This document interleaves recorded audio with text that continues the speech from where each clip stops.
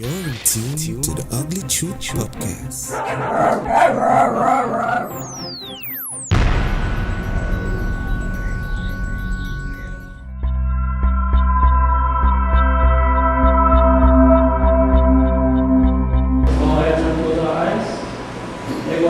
Father, as we gather here, pray that you, for your blessings in this meeting, may be fruitful in its accomplishments and be lasting and good in its effects. Pray that as you continue to shower over this meeting, we pray that placing the steps of those on their way, by their footpaths, that they reach here safely. We pray that you cover us with your blood and continue to guide and protect us. Ugly Truth. As I introduce to you members of our head table,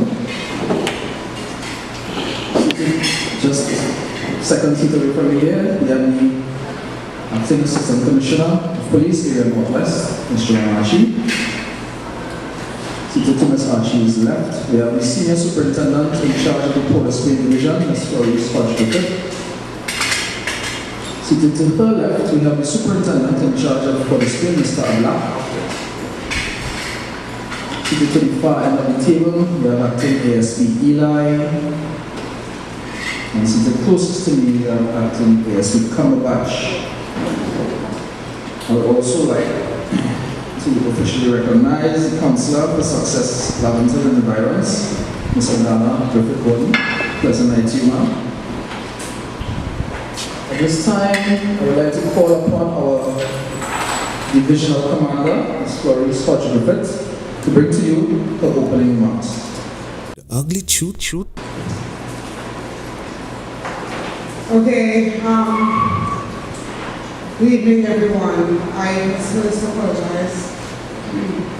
I think we got lost, I'm sorry, we took a wrong turn. But those of you who recognize, we have a show, the Beyond the Tape program moved from 5 to 6. I had to pay a lunch show today and then hustle out the studio to come here. The ACP was awaiting my return from that program, hence the reason. So I deeply apologize to our treasured members of our community for our arrival at this time.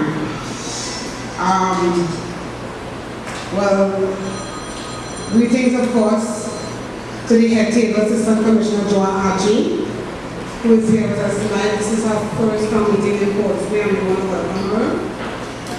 My other members of the Port Spain community, in terms of leaders of the police, for the safety of this area. We have Mr. Eli, Superintendent Ablak, Mr. Cumberbatch, we have Mr. Subero, and all our treasured colleagues who assist me and the ACB in making your community safe. I want to recognize, of course, our Councillor for the area, Ms. Adana Griffith-Gordon. We are expecting other members to come today. I also recognize Ms. Baby, who always here to support us. And I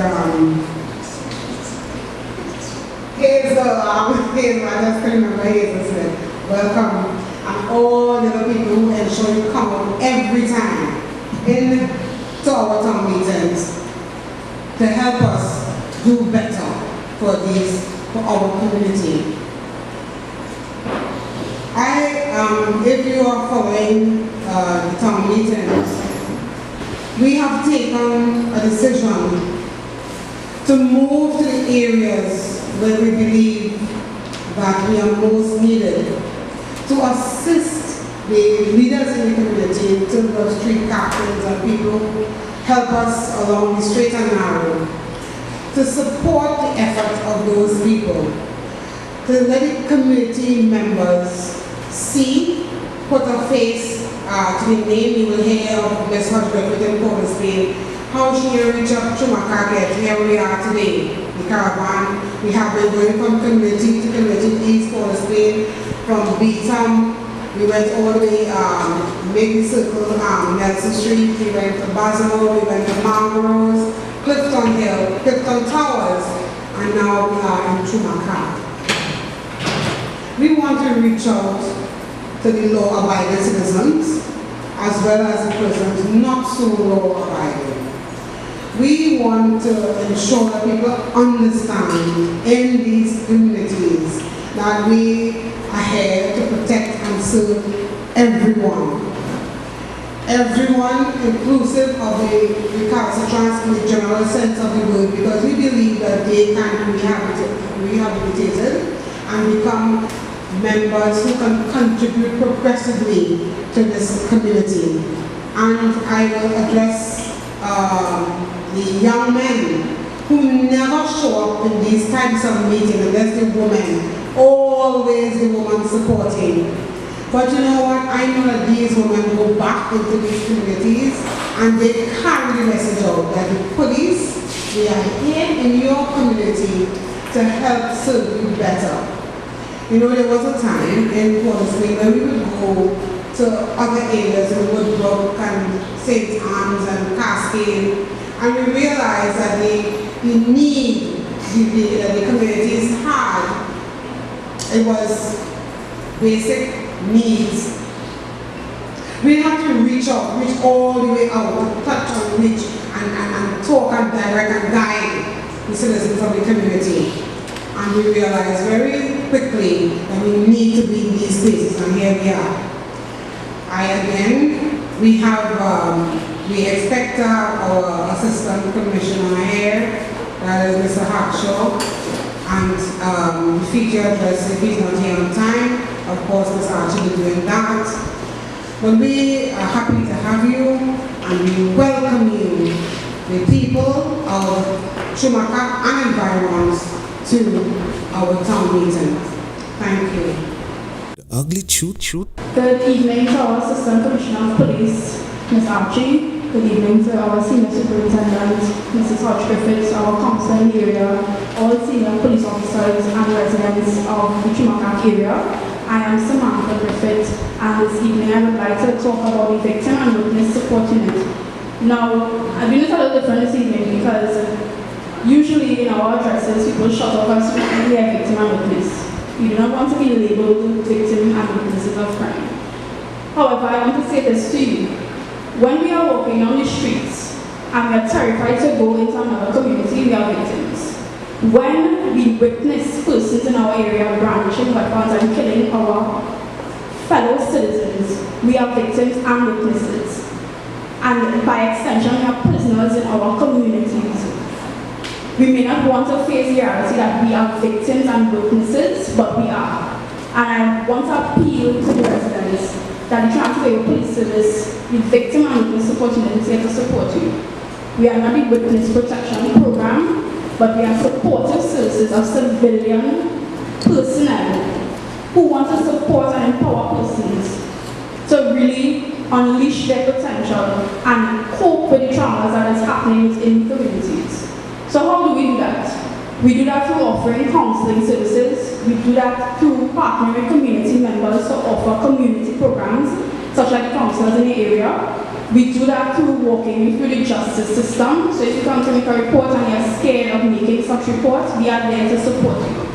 So I would like to make an appeal tonight to persons. Don't shut up when you hear the term victim and witness. That's the name of the Victim and Witness Support Unit. Let us embrace and really empower and try to help ourselves and work together with the police service to make our communities better.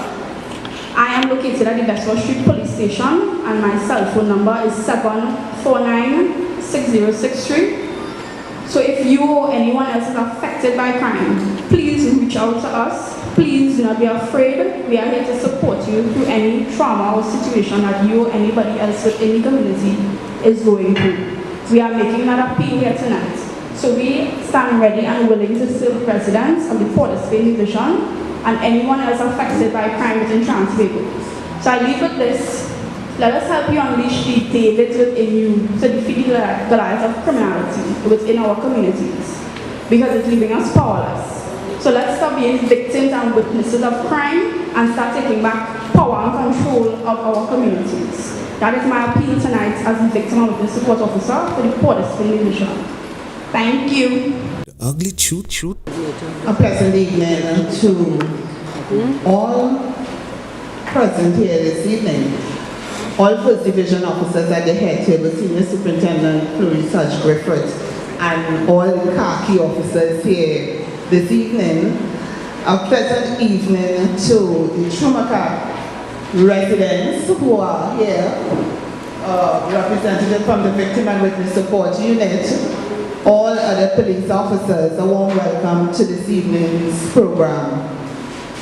Ladies and gentlemen, I am, as indicated by my chairperson here, thank you, I am new to the Port of Spain Division only as the Assistant Commissioner, because I have been in Port of Spain when most of you all will recall as the Public Information Officer. I even did some programs with the police in the Governmental area. So I'm quite familiar with what obtains and the different efforts that were made to curb crime in the surrounding areas. Now, you all are quite familiar with the town meetings, and we go from area to area. Incidentally, we are not campaigning for votes, but we are trying to police for the people. And of course, you would have concerns, and we ask when we come to these forums that you come forward and you identify what situations you may have that you may need assistance with. What I have realized attending town meetings, I just came from the head of the Tobago Division. We are fighting crime. Gone are the days when police tell you, members of the community, what they want you to do. You must do this, you must do that, and you must not do this, and you must not do that. Incidentally, we have gone away from that type of policing. Community involvement is critical in policing. Whatever initiative that we come up with as police officers, it is critical that we must have involvement of the public who we serve. You all would like to see a certain type of policing. You all would like to see support for events in your community. And you all will appreciate that even in fighting crime, we have proactive type policing, reactive type policing. We have problem solving policing. We have community policing. And it's not the soft side of policing, but it's policing for the people. You always will have concerns, and you all may have bad experiences. Some may have good experiences with the police. We need to hear about the good experiences as well. I mean, we are accustomed to now of persons bashing the police. They have said the worst things about police officers, but you know what? We still have to continue to protect and serve. And incidentally, we try to do so with pride. We have been in the news lately for not so good reasons. And certainly we are not proud of that.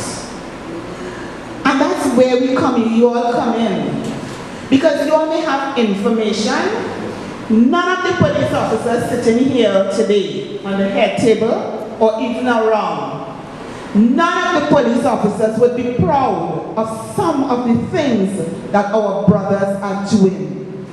And I'm speaking about corruption. I'm speaking about some of the times when you hear of incidents involving police officers, police brutality. We are not proud of that. But we are asking you all to stay close to us. Can you trust us? Yes. And of course you would have heard in the news where police officers were detained. And you ask the question, but you know they cover for each other. No, we don't. And we only cover, may appear to cover for others when you, the members of the public, don't speak out. An incident occurs and you hear 10 different versions of that story. And then when you approach the person, well, let us hear what happened. Because we want to deal with the issues. Miss Archie, I didn't really see what happened, and somebody tell me. And then Miss Archie, the officer had on this. And then you hear all different versions. How could we really prefer any charges against anyone if we don't have this solid evidence? I, Joanne Archie, and I don't think any of the police officers here tonight would cover for any corrupt police officer. We will not condone that kind of behavior. As a matter of fact, when I leave my house in the morning to come in and put some hours, how would I feel that while I am doing the right thing, that somebody right next to me is doing what is not required as a police officer? Certainly I will speak out. And we are asking you, members of the public, feel free to come to us if you have information. And then you will ask the question, Ms. Archie, how can we be protected? How would you be sure that you wouldn't go and say, Julian Davis says so? But I will tell you, you come to us, information will be treated with the strictest confidence. We have the Professional Standards Bureau. Look how many police officers are before the court. How did they get there? It's police officers in charge of them. They didn't get there just like that. And we are saying the presumption of innocence is there. They are innocent until proven guilty, and that goes for police, civilian, anyone alike. But we are saying we, members of the TTPS, will not condone corruption on the part of police officers. If we want you all to trust us, it has to start somewhere. Why do you think we are reaching out, as Ms. Hodge Griffith said? Why do you think we go on public television and try to reach out to the people? Because we want to make friends alone? We have to protect you all. Why would you tell your child or tell the young people hate the police? Think about a society where there are no police officers. Tell me what's going to happen. Any young girl will walking down the road and a young fella feel I want her, he take her. You go in the bank and they take out money, give me that money. Tell me what will happen if there are no police officers. We must trust the police. I am appealing to you tonight. We are reaching out. And we are reaching out asking for your assistance. We know what we have to do. I said, all the police are supposed to know what to do. All they're supposed to carry out the law. But listen, you have to understand the root causes of crime. What causes crime? There are social issues in the community that needs to be addressed. How can we address it? As police officers, that's where we start first. We are not just about after a crime is committed, we are about proactive policing as well. So tonight's forum is to hear from you. And I'm not saying if you were grieved in some way and you want Ms. Hodge Griffith to know to address it, please come to the mic. But you can do so respectfully. You can, and it's not like a beeline to the mic where everybody, yes, Ms. Archie, are they coming here talking and the police doing this? We want to know the police who are not doing what they were supposed to do. And feel free, don't go to the mic. If you want to speak to us in confidence, we could have that arranged. So I want to just pause and recognize our Assistant Commissioner of Police Crime, Mr. Owen Hackshaw, who just joined us. So ladies and gentlemen, tonight is your forum. Come to the mic. And you may have a suggestion. Don't feel it's a stupid suggestion. Come with your suggestions. We will work with it. We take note of what you're saying and see how we can work together. So I hope that tonight, at the end of tonight's briefing program here, we can form some partnerships. We can get some ideas.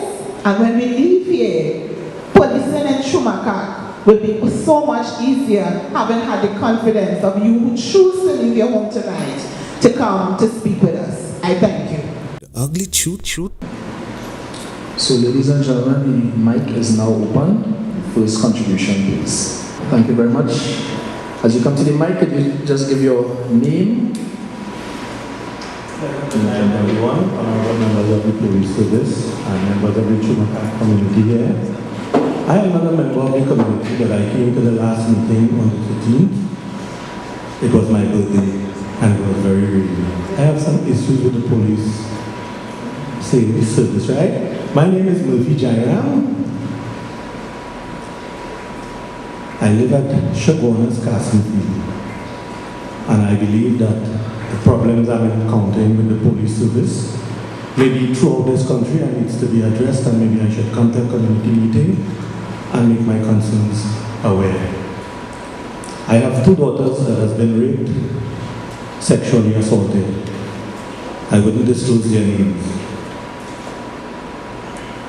Her uncle, which is a stepmother, and then my daughter with her, and now my son is being blamed for the act. And there was a serious situation very recently where my daughter has been going to the child guidance clinic for help. I don't want to commit suicide. I fear for my life in these situations because of how the police is dealing with this thing. So after fighting for many times, going to the commissioner's office and being turned down by PC Paris, would be his name, attached to the commissioner's office due to investigations that is going on. And then going to the child protection unit and being bashed on one side like I'm a bad father for some reason. My daughter went with me on the 16th, I believe it would have been, of August. And I talked to a person by the name of ASP Guy Allen. She's apparently the head of child protection unit. So she told me to keep certain information confidential. The investigation is going on. I said, okay.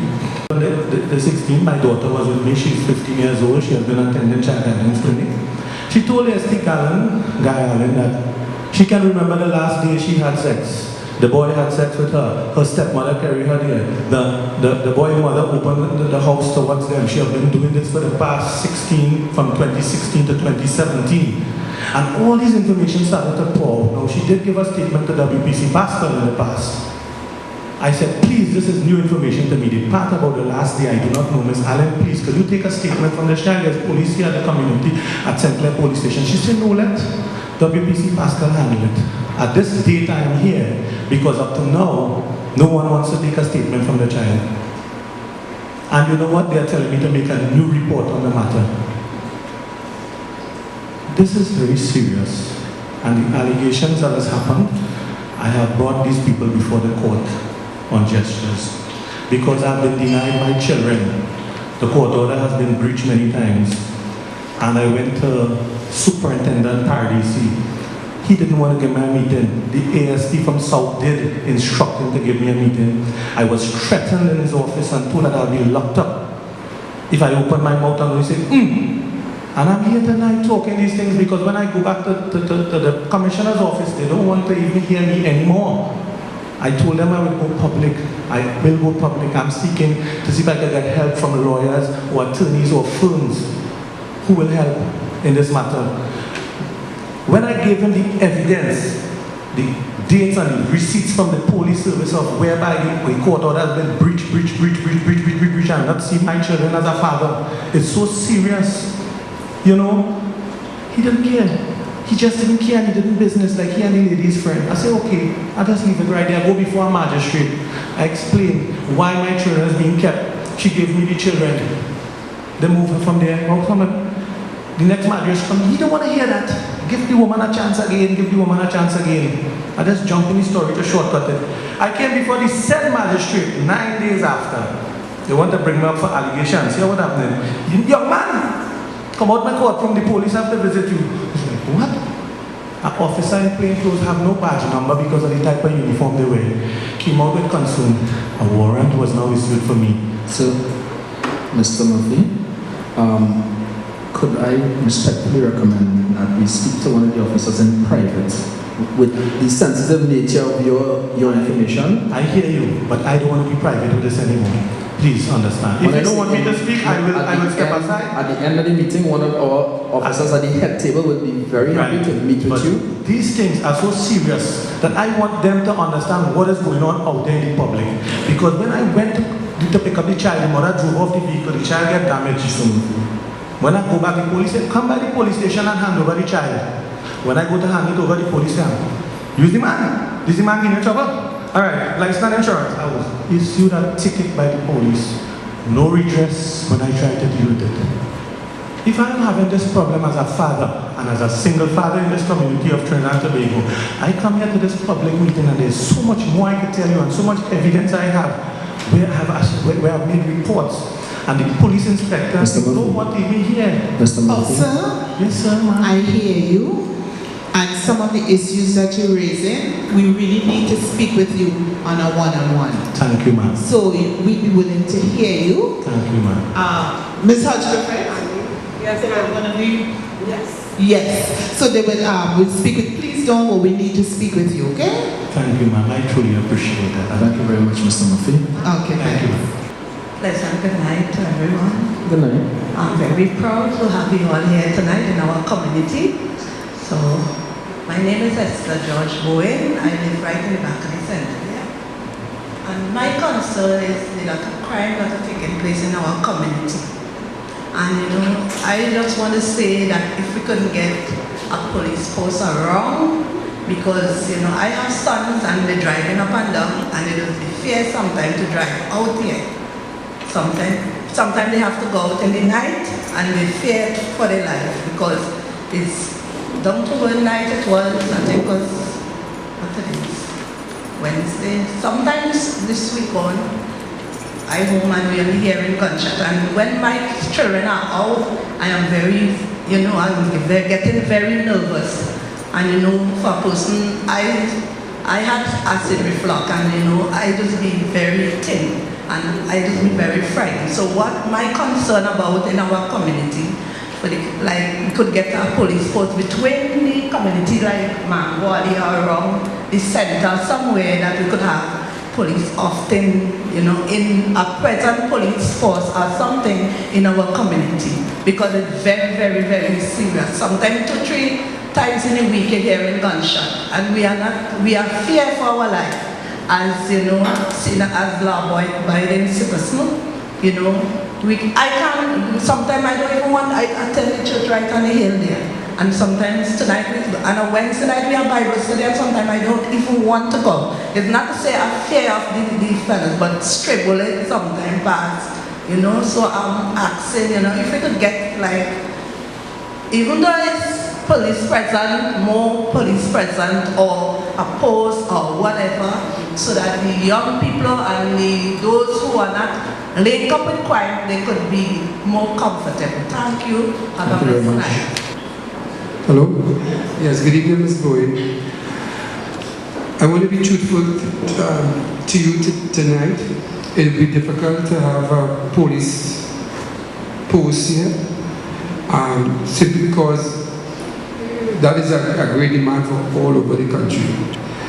However, what we can do, we can beef up the patrols level in the area and see if we can give some kind of comfort to the residents of the community here. We know this is a volatile community. As a matter of fact, the whole Governmental area, they have gangs, they have rivalry taking place. And we know about what is happening, all right? So what we will try to do, we try to have more presence in this area so that the citizens within the community could have some level of peace and tranquility. But the police post or unit will be difficult at this point in time. But we understand your plight and we empathize with what is happening. But in not this community alone, there are other areas in Governmental and all over the country. So we try to get some more presence in the community so that they get some more peace, right?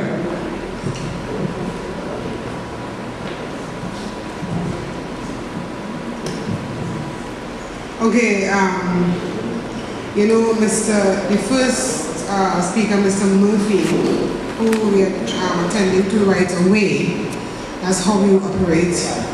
He did remind me that the last occasion we were supposed to be at this town meeting, and there was a named storm, and we had to cancel that meeting. I forgot to apologize for that. And he said he came out, so I want to thank all the people who braved that storm to come up the hill to see us. And I want to apologize for not being able to make it that day. But if you remember well, take your minds back, there was a named storm, town was clear, we evacuated town, and here we are again today. We did not lose the occasion to not come back. First opportunity, here we are. Thanks for reminding me about that.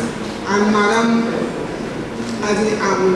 ACP alluded, we continue to try our best, and we ask you, the members of the society, to see how best you can make peace among the people, talk peace among the people.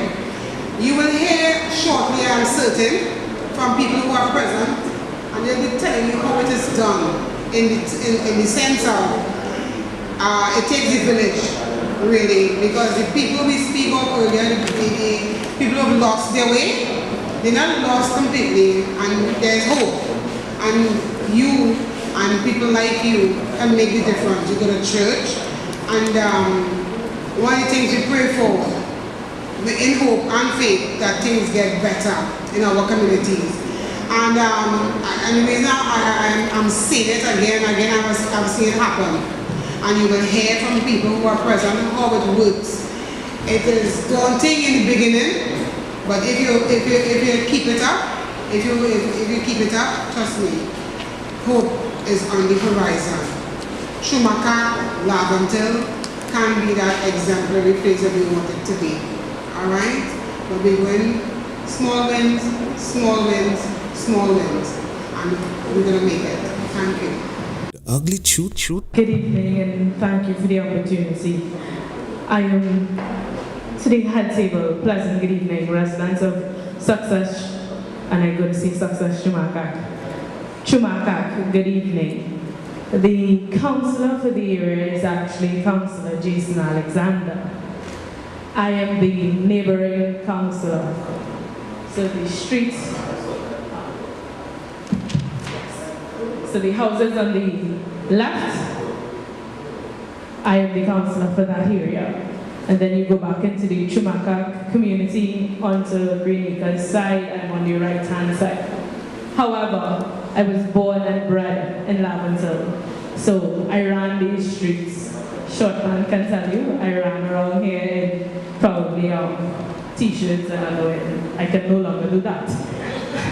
I would have towed water in these streets.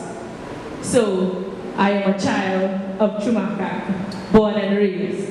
And it is indeed a pleasure to see the extension of the police, where you would have extended into actually coming and hearing from the residents, because I recall not having this when I was growing up. I can also say that I am a child of the service, because my father is a retired officer. So, of course, I have a different level of respect for police officers. One which would have, during my time as an adult, would have shrinked a bit based on some of the interactions that I would have had with officers. However, because I know of the capability and how I was raised by an officer, I know what to expect from an officer, so I demand such from any officer. And residents may not want to come out and say, and we know it's not bashing, because we politicians do get our fair share of bashing. We're right up there with the police service. But I would have had some unpleasant interaction with some officers, and residents, I am no stranger to being stopped by officers. I know sometimes we go saying that, you know, the politicians and certain people, class of persons, don't get stopped. I have been stopped by officers before, and just recently I was stopped in a roadblock and I was asked for documentations. So I asked the officer who stopped me, what is the reason for this stop? And he said, I don't have to have a reason to stop you. And I said to him, if you're stopping a private citizen, you better have a reason for stopping me. And he said to me, you don't know who I am. And I said to him, you're an officer. I know who you are. And then he calms down. So I'm saying that to say, sometimes, or it could have been, had I given him an unpleasant reaction, he probably would have returned that unpleasant reaction. And persons tend to, we have to remember that officers are also human. Persons tend to feed off of each other. And we went on to have a very good conversation. However, I had to reiterate that you're an officer, and persons looking on need to feel that level of confidence to speak to you and approach you. And he said, yes, but I had a tough day. He actually admitted to me that he had a tough day. I'm not going to call the officer's name because that's my good friend now. Right? But he admitted to me that he had a tough day. And it goes to show that sometimes if you just stop, we are too quick to anger. I have come to realize that we are a nation that we are very quick to anger. And if we just stop and take the opportunity just to breathe for about 3 seconds and actually think about what we are going to say and how that person is going to receive it, maybe that would make a difference. Residents, we have a part to play in how the police officers treat us. We do. A police officer may approach you and you don't like the manner in which that police officer approaches you. Your response to that, you first need to know your rights. Your response to that is not to be aggressive or negative. 2 wrongs don't make a right. You demand your respect, yes, but you do not obstruct the officer from conducting his duties. And we tend to fall into that a lot of times. I'm not saying that they are always right. They are human and we all err. But if we allow them the opportunity to carry on their duties and then we follow through with complaints at the respective agencies, we would be able collectively to demonstrate that we are no longer tolerating any disrespect or any wrongdoing from any officer or any person for that matter of fact. But we have to demand the respect first and foremost, and we have to demonstrate that we are capable of receiving the respect that we are so demanding. I don't want to go into a political speech. You know when you put a politician in front of a mic, what happens. And I'm quite capable of speaking probably for the next 30 to 40 minutes. So again, I thank everyone for coming out, and like the officers, I'm here to listen, and if anybody needs to speak with me after, I'll also be here to receive your comments thereafter. I thank you very much. The Ugly Truth. This has been the Ugly Truth Podcast. Don't forget to like, subscribe, and comment to our social media pages.